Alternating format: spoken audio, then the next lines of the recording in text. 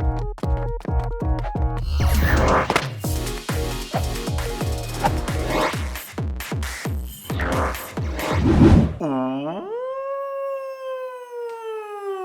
it's been slightly over 6 months since Niantic pulled the plug out of the socket for the remote raid pass. Today, we will check out whether did Niantic make the right decision or not. Alright, so hi to all of you guys. So there won't be any gameplay at all in this video. I just want to talk about what happened for the last 6 months, for what I've observed. And of course, I'd like to hear from you guys what you guys think about how the change in the remote raid system has affected you and your friends around you. You guys can let me know in the comment section down below right now. And also, if you guys want to, you can say it towards the end of the video after you guys have heard from whatever I've said.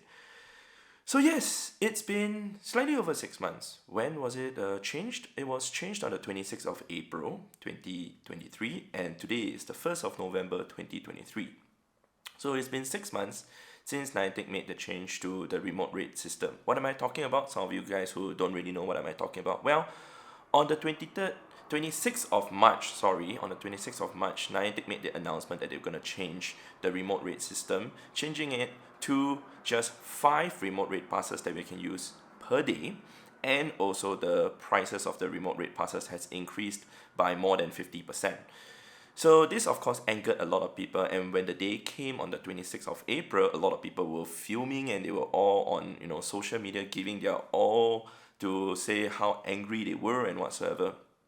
I of course was kind of supportive in terms of what Niantic did, and to see what has gone down in the last 6 months, definitely I would say that they have kind of made the right decision. And hear me out, alright? I know some of you guys would still not agree with me, but I've already spoken to a lot of people during my trips to various places, including attending the 2 Go Fest in London and also New York, when people come up to me and talk to me about remote raid pass changes. Of course, there are those who still do not feel happy about the changes, but remember, Niantic is the one who actually makes the decision to make the changes. Of course, with the decision made by the upper one, Pokémon Company too. Of course, they have a say in terms of whatever that would happen in the game too. And I would dare say though that during the first 1 month when it happened, a lot of people were still very unhappy. Eventually, people start to realize that because of the change in the remote raid system, people were coming on and able to meet people. I'm pretty sure some of you guys share the same sentiment, but not everyone can share the same feelings as what we have, because not everyone experienced the game the same as what we do or what I do, going out to play the game with people, or even have the opportunity to. Some people who are living in rural places, really rural places, where there are literally nobody playing Pokemon Go, and you're the only one person in your town, in your village who plays, then of course the change will affect you greatly, especially when you want to invite your friends and do multiple and a lot of raids, especially during raid hour. You can't afford to do that. Of course, I also understand that I'm speaking on a different level, because I have 400 friends on my friends list. In order to invite someone into a raid, it's way easier than someone who only has 100 friends. And of course, not everyone will be online, not everyone will be willing to spend money on the raid. So I totally understand. But however, like I said, I'm listening from the general sentiment, the general feedback that I'm getting from the community, that people, they do understand, they do realize that actually having the change happen was a great option. And in fact, when I met communities, when I meet players in person, many times they'll tell me, say, hey Brandon, luckily Niantic made the change, especially the community leaders who were struggling to try to get people out for a very long time. When it was unlimited remote raids, people would just say to them, send me invite. It's like eventually people don't even come out and meet at all. But with the change that happened on the 26th of April, people started to come out. They were kind of forced to come out, in a sense. Look at this, quote unquote, okay, forced. Because it feels as if you are being motivated to come out. Of course, a lot of people still feel that you're forced to come out. But remember, this game, Pokemon Go, no one forced you to play. Niantic did not force you to play this game. Do you have a choice to stop or continue to play this game? Yes, it's in your hands. You can choose to continue to play this game if you wish to. You can choose to stop this game if you don't wish to play anymore. Likewise for myself, if I wish to totally stop this, quit this game, I would have done so too. So of course, a lot of people were coming up to me and telling me about how they felt towards the video that I made back then. talking about my opinion in terms of how I felt towards the change. And of course, I was for what Niantic has done. I was, happy that they actually made the change. And people do see and they understand what I was saying at that point of time too. But the thing is, not everyone would accept what I say. Of course, like I explained just now, not everyone have the same experience as I do. But the thing is, this remote raid system has been a good thing, of course, during the pandemic. But over time, in the long run, for the longevity of the game, I know Niantic did mention for the longevity of the game, it is really important. It is true, mentioned by Michael Starenka, the director of Pokemon Go. I do agree with that totally. So I want to say one more time though, I am not sponsored by Niantic. I do not speak for Niantic. I speak for myself and I speak for the community. Alright, Niantic do not pay me a single dime, a single penny at all to go for any of their events. Everything that you guys see on the channel, whatever expenses that I pay for, accommodations, flight, event tickets are all paid by you guys from the YouTube channel. I'll tell you guys that for a fact. YouTube is the one that pays me. Niantic pays me $0, 0 cents. Okay, so I'm speaking everything all out from here, and not from wherever sponsorship comes from. That's what I would like to put out there. So the thing about whatever that has gone down in the last few months though, like I said, Niantic has been trying their best to make things better, not just for us, but even for the game. You guys can see a lot of new features were introduced into the game, like the route system, the party play system. I don't think there's a major big issue that has gone down. I know there are a few features that's still supposed to come out, but eventually they are delayed. But I told some of the trainers, imagine if some of the new features that were released and they become really buggy. I don't see any major bugs in the party play system. I don't see any major bugs in the route system other than people trying to exploit it, of course. Yeah, there's always people trying to exploit the game, and eventually people got banned for doing that. I won't go into details about it, but that's that. Of course, Niantic did take action against that, otherwise the game wouldn't be too balanced.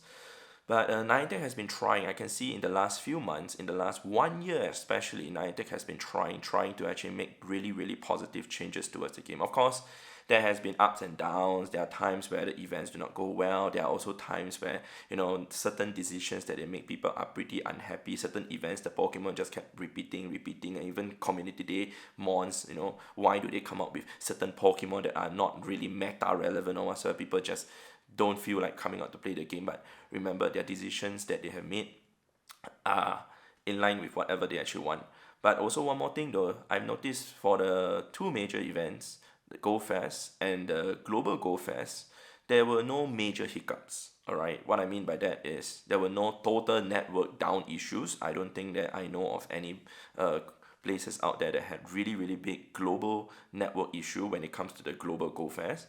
When it came to the in-person event, there was only one Go Fest that had slight issue. The event in New York in the afternoon on Saturday, and that was about 4 hours that one of the telco, Verizon, had issues. But eventually Niantic made up for it by giving us an extended gameplay up to 3 hours, up to 10 p.m. To me, Niantic did try. Alright, Niantic did try and compensate us. There's nothing else they can do. They can't totally just fix the network immediately and allow people to play immediately because, technology, sometimes there's issues and whatsoever which in a way is uncontrollable for their side. Like I said, I'm not speaking for Niantic to defend Niantic or whatsoever. I'm just speaking whatever that I've seen, whatever I've heard. One more thing though, if you guys don't actually know, the Niantic staff, they do go around and get feedback from the trainers, especially at the live events. They don't come up to me to talk to me, alright? And I don't need to talk to them if they actually don't wish to. But if they want to ask me anything, of course I'm here to answer them.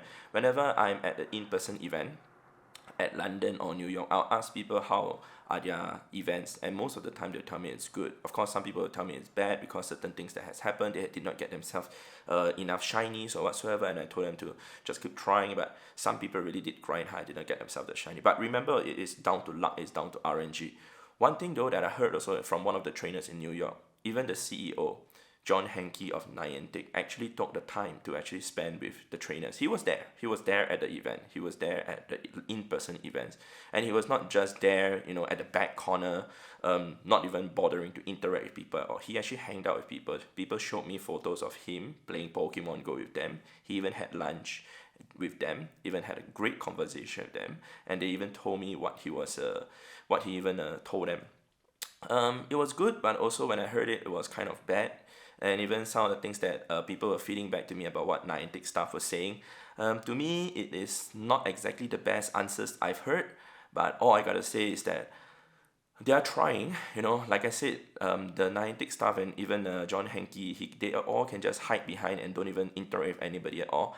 However, I do feel that they do not totally understand their product, their customer to the level that they should.